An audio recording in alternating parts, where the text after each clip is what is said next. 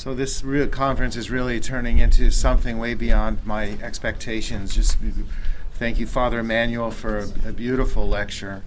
And so glad to have a hard copy of it so we can look it over later. And really, it answered as many questions as it raised. I mean, for me, to wrap our minds around the body, mind, soul, and spirit question, it's just, anyway, we've scratched the surface. So thank you very much, Father Emmanuel. It was really good. So, with that, I'd like to introduce Dr. Trent Orfanos. I've known Trent for 3 years, but we first met last night. We've known one another for 3 years by telephone. A friend of a friend introduced us. This other friend we met in Greece in 1996, and at one of the monasteries at Suroti in Greece. And I'll tell you that 10 years went by before I met him again, and it was like we never missed a beat. It was just the nature of the friendship. And when I reconnected with John DeVeris, he introduced me to Trent, and it was the same with Trent. It's like I've known him for years, and when I met him last night, and when I've been talking to him on the phone, we had a connection that's just kind of hard to describe. But let me just give you a little background on him. He's got more letters behind his name than he has in his own name. He's an invasive cardiologist, which means he's the guy that puts the stents into your heart. And he's boarded in internal medicine and cardiology, but in more recent years, his interest has turned to holistic and functional medicine. And what I'd like to tell you also about him is he grew up in South Bend, Indiana. He went to the University of Indiana undergrad and to medical school. And he lives now at Crown Point, Indiana, with his family, and his beautiful wife, Beth, is with him. And in the words of a family friend, a third-year seminarian who knows him well, when I asked him what he could tell me about Trent, he had one word to say, and that's amazing. So with that, it gives me great pleasure to present to you Dr. Trent Orfanos.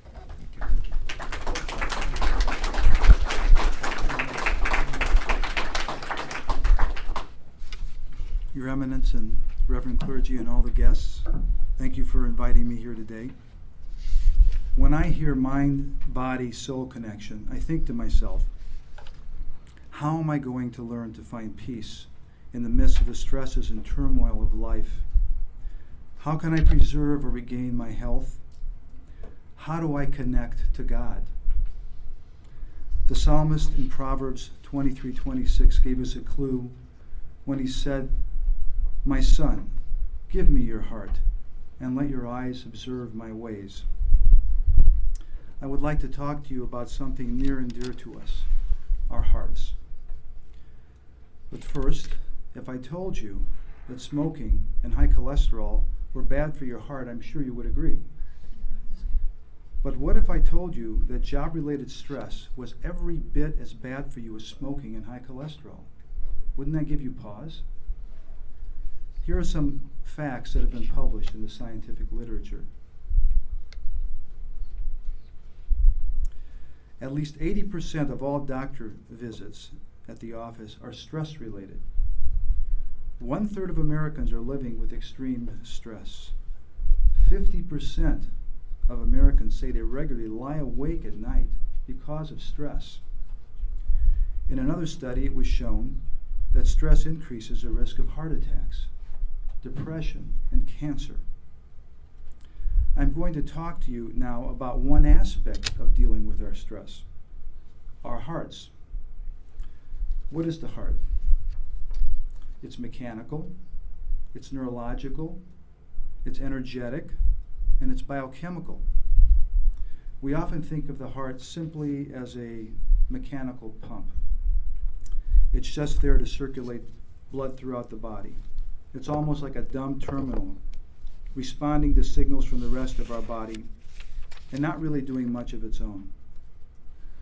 But the heart is the most powerful, constant generator of rhythmic pattern information in the body. It starts beating in the 4th week of life and never stops until we die. The importance of that I'll get back to later on. It's neurological. The heart has its own nervous system. It's been dubbed the heart brain. There's a whole scientific field surrounding this called neurocardiology. Signals sent between the heart and the brain occur all the time. And in the parasympathetic part of the nervous system, 80% of the information that is transmitted between the heart and the brain goes from the heart to the brain. Let me repeat that. 80% of the information in the parasympathetic nervous system is sent from the heart to the brain. Think of that. The heart is directing and instructing the brain as what is it supposed to do. The heart is energetic. It produces an electromagnetic field that we can measure.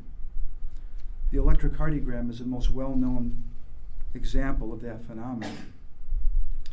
The magnetic field of the heart is very powerful.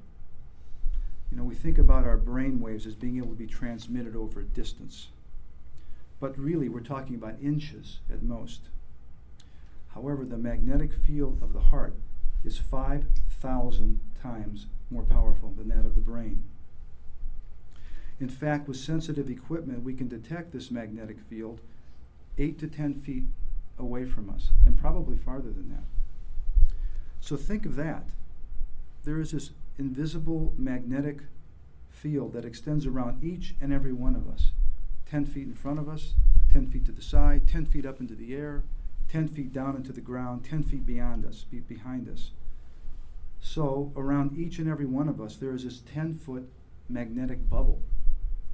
Your bubble is crossing paths with my bubble, and information is being shared between us, whether we feel it or not. Have you ever had the experience of being in someone's presence that made you feel very uncomfortable, perhaps nervous? You just wanted to get out of there as fast as possible.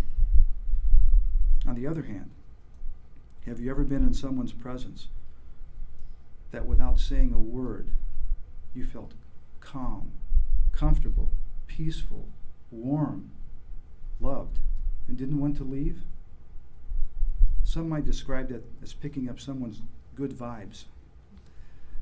This is part of that unseen information that's being transmitted between us all the time.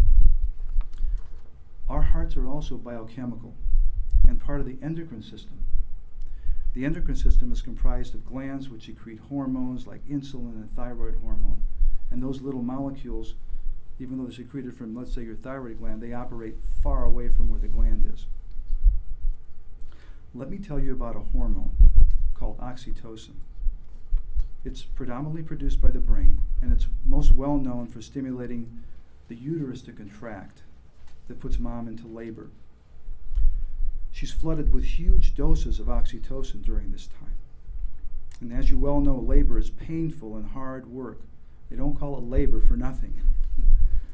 But what happens to the mother after this painful, suffering experience of going through labor? Now, it's very common, if something gives you great pain, you are repulsed by what caused the pain, and you will do everything to avoid it. But what happens to the mother after the child is delivered and the pain is gone? She soon, quote, forgets the anguish for her joy of the new child that is born into the world, as it says in John 16:21. She is flooded not with aversion, but with intense bonding and love for the new child. The amazing miracle is that this hormone, oxytocin, that hormone that made her uterus contract, also affects the brain and creates intense feelings of bonding and love that seal the union between mother and child and overwhelm the natural tendency to avoid that which causes us pain. Oxytocin is not only produced by the brain, but also produced by the heart, and just as much as the brain. And men, we produce oxytocin also, and it helps us bond with our spouses and others. Now back to the question. What can we do about stress in our lives? Do we quit? Do we retire? Do we find another job? Do we move away? There is a more excellent way. We can train our hearts to treat the ill effects of stress. Remember, I said that the heart is the most powerful, constant generator of rhythmic pattern information in the body. What does that mean and why is it important? Well, let me explain. We often have this misconception that the heart beats regular like a clock with no variation from beat to beat. In fact, there is a subtle beat-to-beat variation which is normal and healthy, and this can be measured and followed. The more rhythmic and smooth is this pattern of beat-to-beat variation, the healthier is the entire body. This pattern variation is called heart rate variability. A well-researched technique and device for measuring heart rate variability has been used clinically and is called heart math. With this device, we can check to see how healthy our heart rate variability is. Try to follow me on this. When heart rate variability is high, we call that high coherence. And that's a good thing. When it's low, we call that low coherence or chaos. I'm sure you felt some chaos getting here today, especially with the Boston traffic. I know I certainly did. Now, the low coherence state is where we are usually. It's not wrong, but it's our most common state. And now, when we're in a state of this chaos, this beat-to-beat variability is very choppy, like rough seas, like waves on a rough sea. It isn't smooth at all. But when we're in a state of high coherence, then that variability in the heart rate is very smooth, like smooth waves in the sea, like a calm ocean. You can see the difference.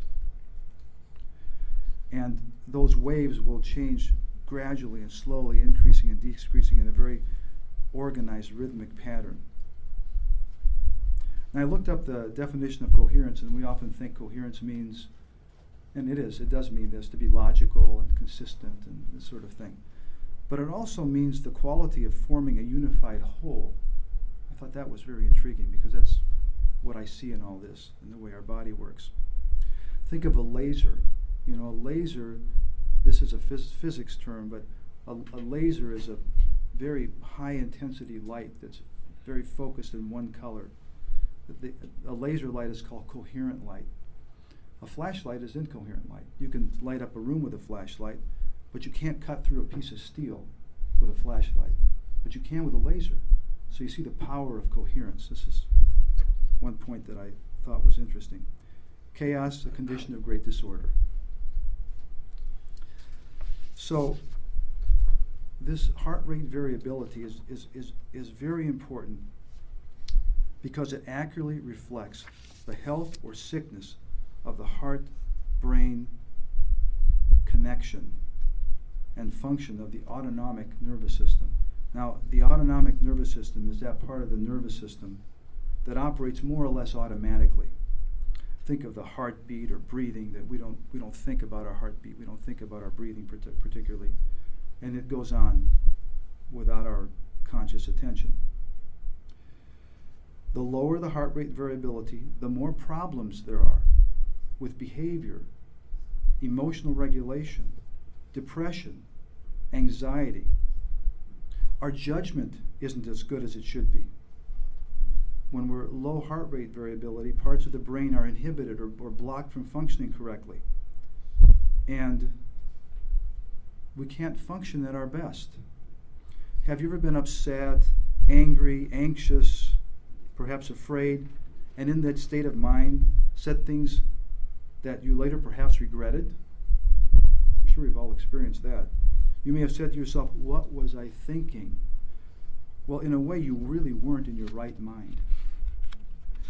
Low heart rate variability is also associated with heart attacks, congestive heart failure, weak failing heart muscle, diabetes, high blood pressure, strokes, weight gain and obesity, and metabolic syndrome, which is prediabetes, which is an epidemic in today's society. But can we change our heart rate variability? Is it not part of the involuntary nervous system and therefore out of our control? Indeed, it's very much within our control. We can learn to train our hearts to beat in that healthy, rhythmic fashion. We can change our heart rate variability for the better. In years past, it was considered almost heresy to say that you could change heart rate variability. It was out of our control. You were just stuck with whatever it was, and you were just going to get sick and die prematurely or because you had low heart rate variability. And that's been completely overturned in the last 15, 20 years. There's a particular technique that's been validated called heart math that I mentioned earlier.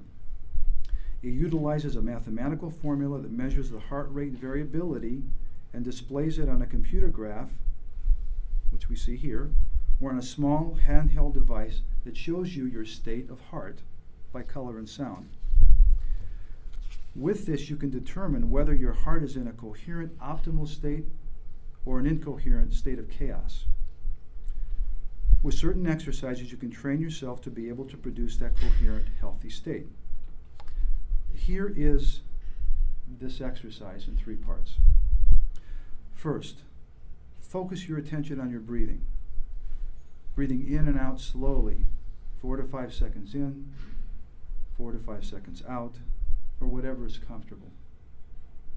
Secondly, bring your attention or your mind down into your heart. And thirdly, and I believe most importantly, is activate or bring to mind sincerely a positive emotion. You can't just think about the emotion, you have to actually feel it. And those emotions that work well are appreciation, gratitude, and love. Whereas emotions such as anger, feelings of stress, fear, frustration, create a low heart rate variability and chaos. In one case study, a husband and a wife were being measured. The wife said something that got under her husband's skin. His heart rate shot up and stayed up during the argument for a good 20 minutes. Then after the argument ended, his heart rate, even though he felt like he was back to normal, I'm fine, I'm okay, I'm over it, stayed up for another hour after that. So we see that the effects of those emotions and reactions can persist for a long time after you think you're back to normal. However, when these heart pathways are activated in a healthy, coherent fashion, many benefits occur. Remember the heart hormone oxytocin that I mentioned earlier? Oxytocin goes up, the love and bonding hormone. Another hormone, which is called atrial natriuretic peptide, the name's not important, but that hormone is associated with weak, failing hearts, heart failure. We measure that in the hospital. Oh, your BNP, we call it, is too high. Your heart failure is out of control. That's decreased by coherence training. Another hormone called DHEA, that's the anti-stress hormone. That goes up by 100% with this sort of training. And another hormone called cortisol, which is associated with stress, drops by about 23%. Well-known risk factors for heart disease are also affected. Total cholesterol drops. Fasting blood sugar goes down. Both systolic and diastolic blood pressure drop. Heart rate variability also reduces headaches, muscle tension, palpitations, indigestion, body aches, and it helps you sleep better. In a study examining atrial fibrillation, which is a common cardiac rhythm disturbance that some of you may have been are familiar with, where the heart beats in a chaotic, irregular rhythm. With this sort of training, there is a 75% reduction in the episodes of this particular arrhythmia. And also, there was 20% complete elimination of all medication. I don't know. I know I treat these rhythm disturbances all the time.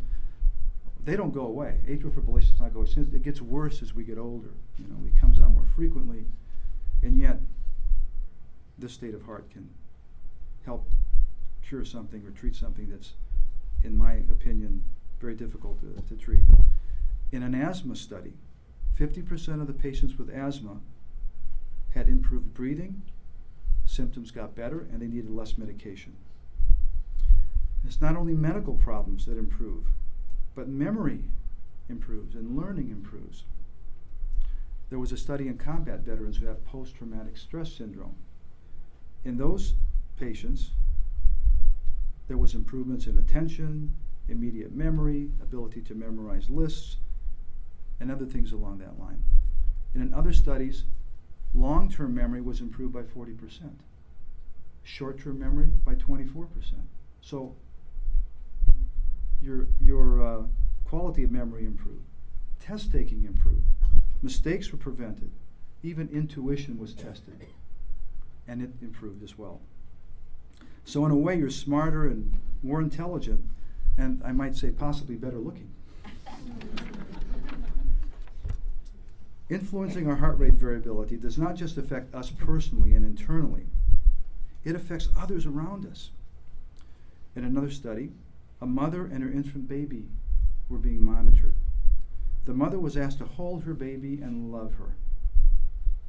At that moment, the baby's EKG, electrocardiogram, and the mother's brain waves became synced together.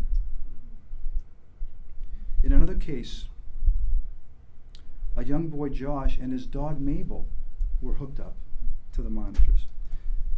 They were put in separate rooms, and Josh was given a task. He says, when you see Mabel, I want you to love Mabel. So they put the two in the same room, and bingo, Josh's heart rate, the boy, became coherent, that high state of coherence. But so did Mabel's, the dog. And so they kept them together for a while, then they separated them, and both the heart rates went back to the incoherent, common state that we have. And we don't necessarily have to be consciously aware of our connection with others, like people that are perhaps, think about people that are mentally impaired or brain damaged, and I just thought about this when I thought about this particular example. Another study, they took sleeping spouses and monitored them through the night, and they found that during their sleep, their heart rate variability became entrained. Entrained is kind of a medical term for being connected together, and they were rhythmically linked and synchronized together. Isn't that beautiful? You've heard the poet say, 2 hearts beating as one. Scientists have come to understand what poets have always known. In another study, a group of 4 people were seated around a table, ostensibly to be trained in this coherence technique. 3 of them already were well trained in it and were good at this. The 4th one was unaware of that. When the 3 other trained people were in that healthy state of heart, the 4th person was able to much easier become coherent and get in that state of heart as well. So we can see that a grateful heart is a critical part of our total health. Appreciation, gratitude, compassion, and love are central to our optimal functioning as human beings. St. Paul in 1 Corinthians 12:31 tells us, "And yet I will show you a more excellent way. If I speak in the tongues of men or of angels but do not have love, I am only a resounding gong or a clanging cymbal. If I have the gift of prophecy and can fathom all mysteries and all knowledge, and if I have faith that I can move mountains but I do not have love, I am nothing. If I give all I possess to the poor and give over my body to hardships that I may boast but I do not have love, I gain nothing. Love is patient. Love is kind. It does not envy. It does not boast. It is not proud. It does not dishonor others. It is not self-seeking. It is not easily angered. Keeps no record of wrongs. Love does not delight in evil, but rejoices with the truth.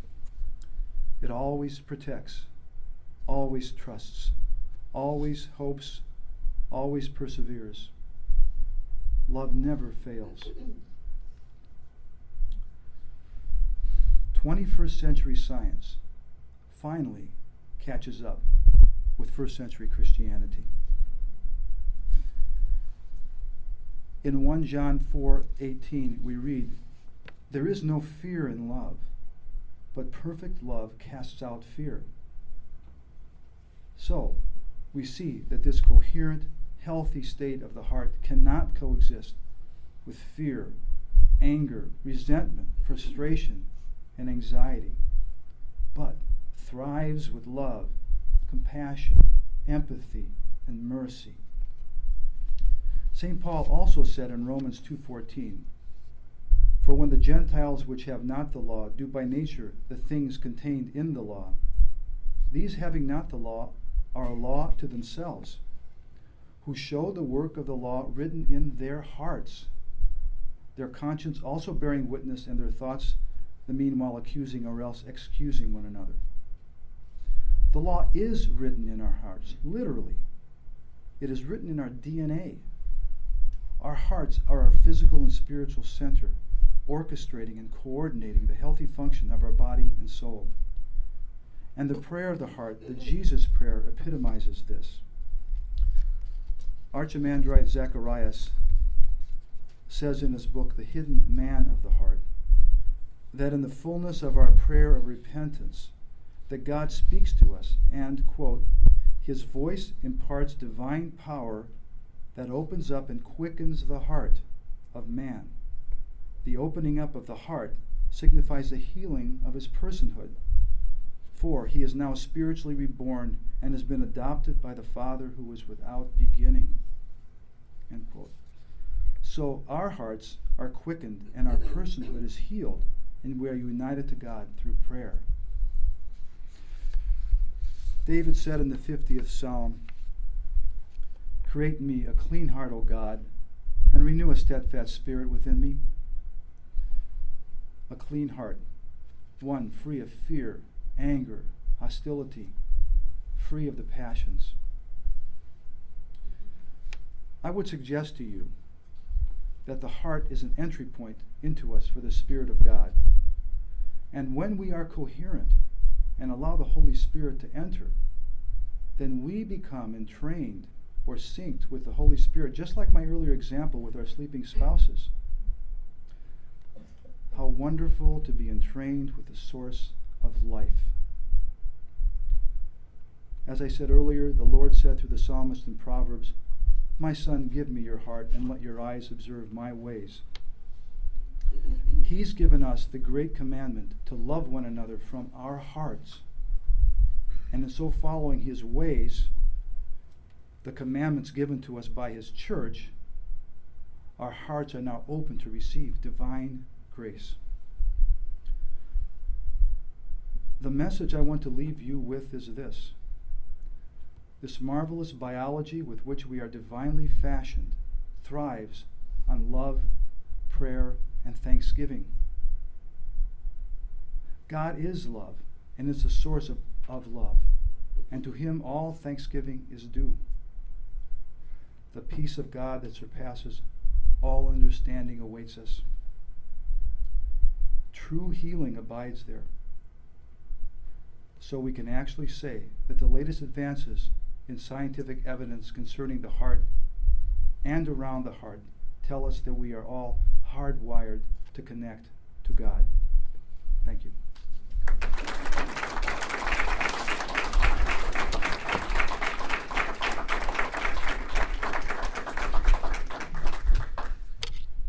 Any questions? Yeah. You know, so there's a lot of work that's been done on fMRI measurement when people are contemplating and when they're meditating and stuff like that. Does that relate at all to what you're showing in the heart?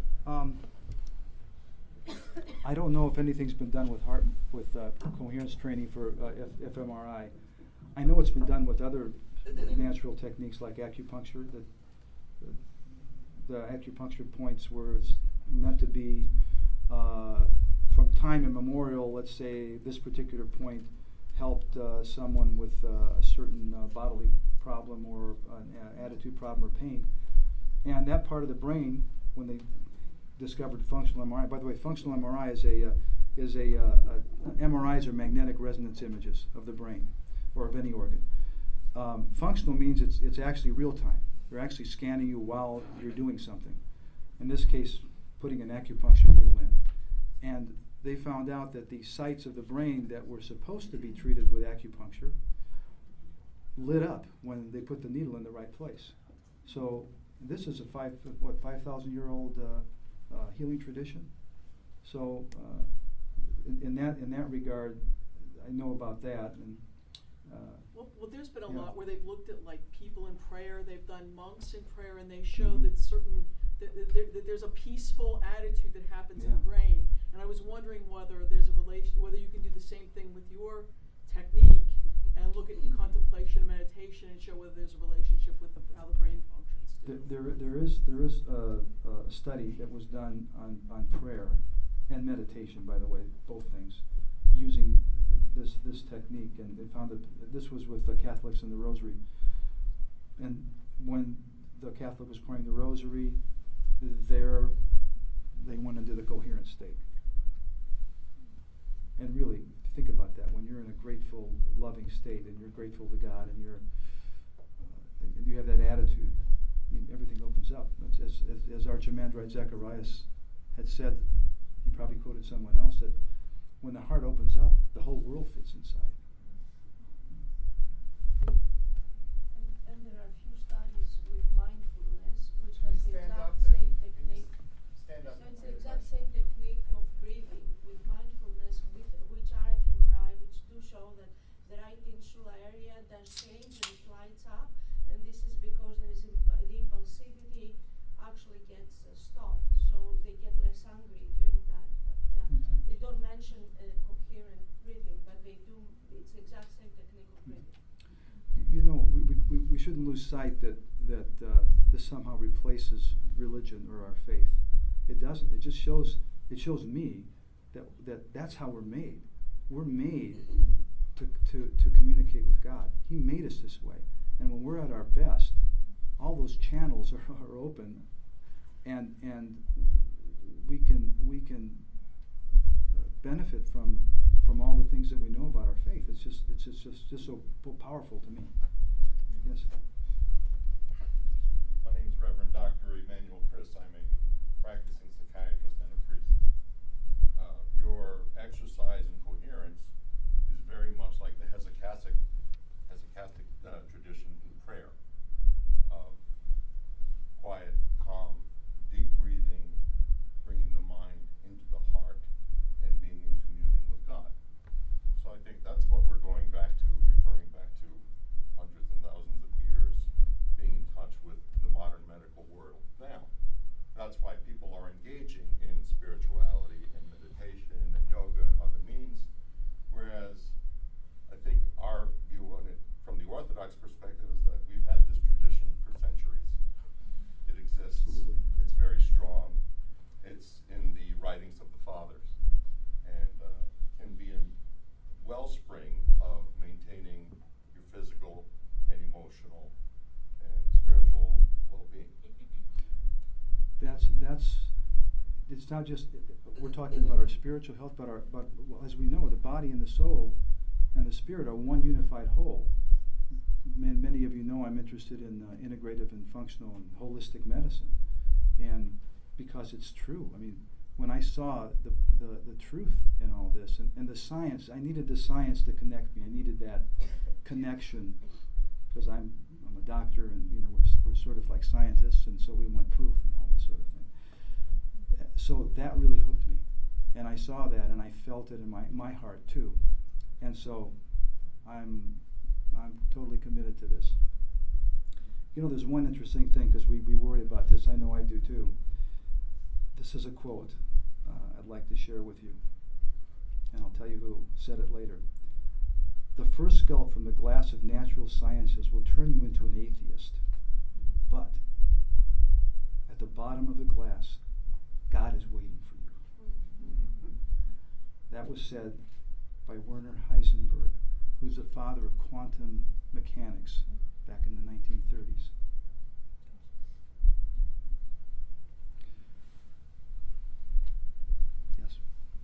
Dr.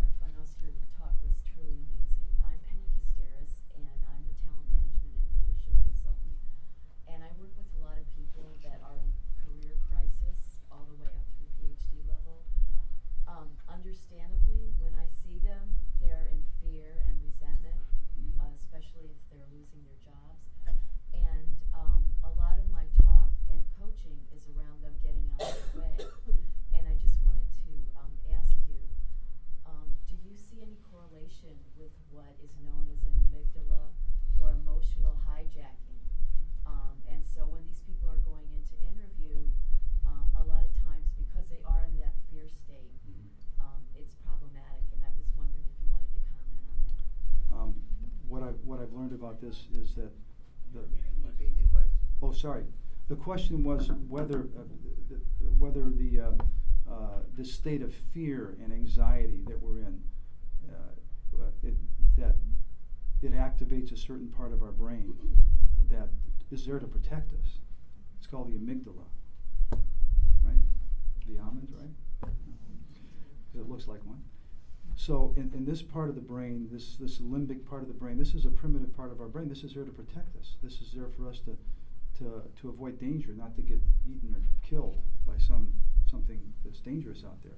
So it's very powerful, and so that we won't get ourselves into trouble. But the problem is, that's the first thing we remember. Even before we consciously, before our cortical brain, the conscious part of the brain even is aware of it. If you hear the dog barking and you got bit by a dog, you react before you even realize the dog's barking. So it's a very difficult thing to treat. However, they with the post-traumatic stress syndrome patients that I mentioned from the combat veterans, for instance, they're like that. That part of their nervous system is very kind of overactive, and heart rate variability helped them. So I'm sure it would help. There was another one I read about. There's a marriage therapist who, people that are getting divorced are usually at odds with each other and very, very hostile, and there's a lot of that limbic thing going on at that moment. He trains them in heart math before they have their sessions together. And he says he has seen people that were at each other's throats get into a coherent state beforehand, go into the session and start crying and forgiving each other and asking for forgiveness. That's powerful. You see, that's, to me, they just opened themselves up to the grace of God, because we're made to do that. If we do the right thing, miracles happen. And so I'm sure that'll be good for a lot of things. Yes. Oh, I'm sorry. Oh, I'm sorry. Father, forgive me. I meant, I forgot. Go ahead. I'm sorry. Go ahead. Yeah. All right. Peter Engel, again, physician. I have a spiritual side and a skeptical side, and amongst other things, wonder if your observations represent an epiphenomenon. And I'm thinking of patients with conductive heart system disease, patients with pacemakers, pacemaker-dependent patients whose rhythm is determined not by their autonomic nervous system and their brain-heart connection, by this gadget sitting under their or over their pectoral muscle. Wouldn't they be deprived of whatever beneficence the coherence has because their machine is not programmed to do it? Or would you want to program it to make them perfectly coherent? That's interesting. I wonder if that would work. I know that they've done, this isn't people with normal rhythms. They've looked at several different contemplative or meditative techniques, and I think there were 6 of them. And one of them was a relaxation technique where you kind of try to think of nothing and relax and get into an alpha brainwave state and all that. And it was they were able to do that very well.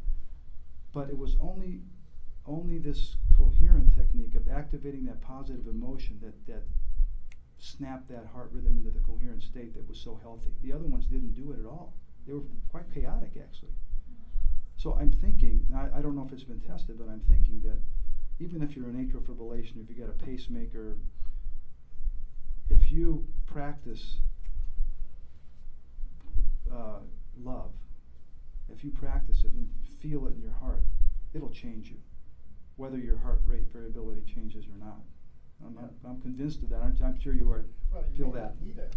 You may not need it, right? It's, Right. I mean, it's an important and very interesting physiological phenomenon, but your bigger point is really more important than that. Right. This showed me that our physiology is very much in tune to living a Christ-like life, and I'm sure if we hooked him up, he would be always doing it. Well, maybe not. I don't know. God knows. But I'm just saying. I'm saying at our best, at our human best. That can be helpful.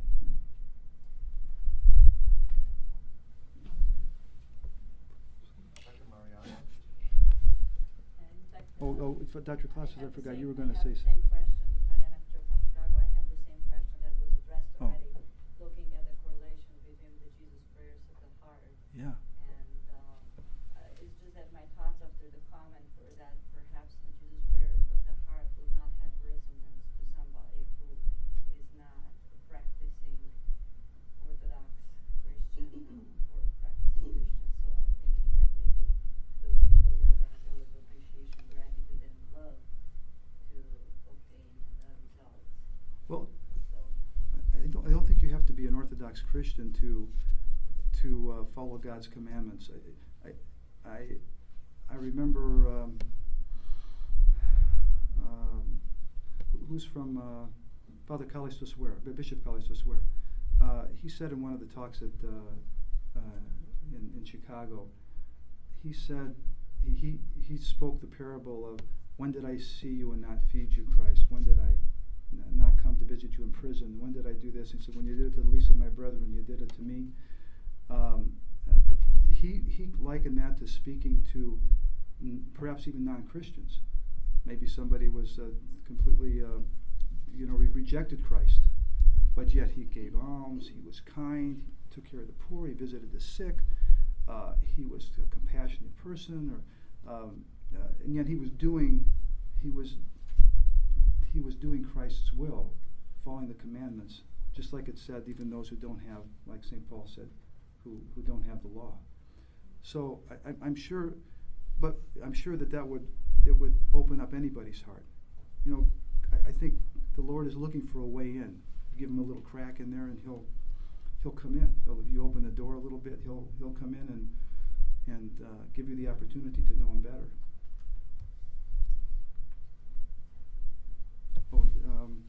Father, did you want to say something? I'm sorry.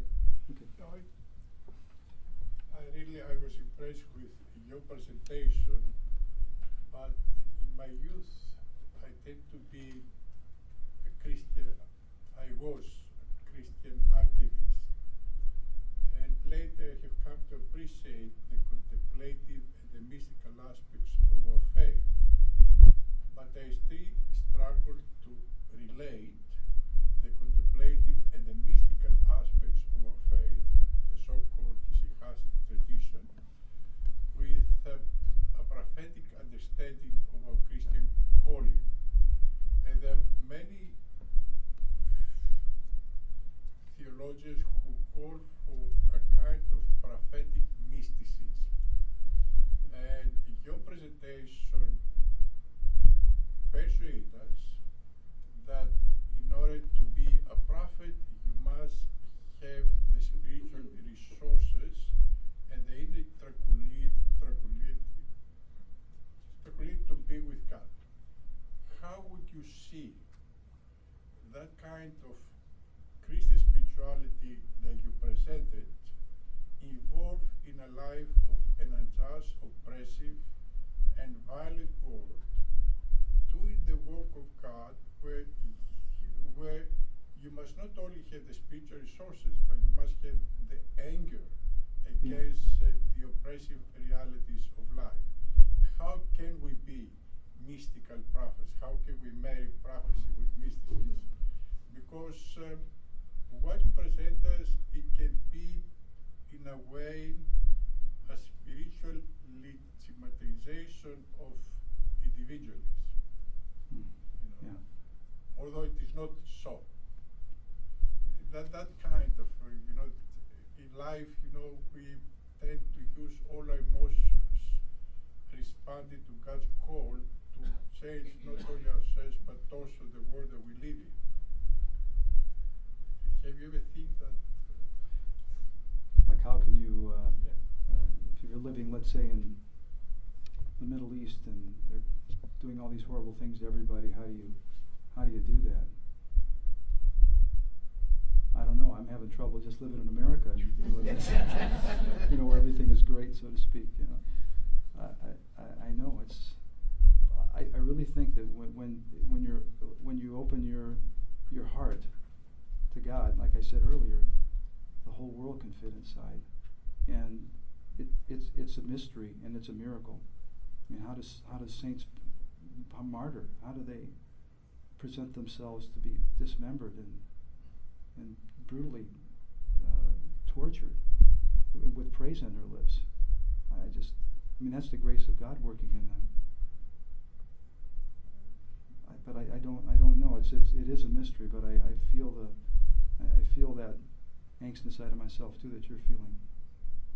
It's a convincing what you presented, but somehow I want to see the social implication. What does it mean to be that kind of person, not in a monastery or in a desert, but in the world with all the violence, injustices, oppression, and so on?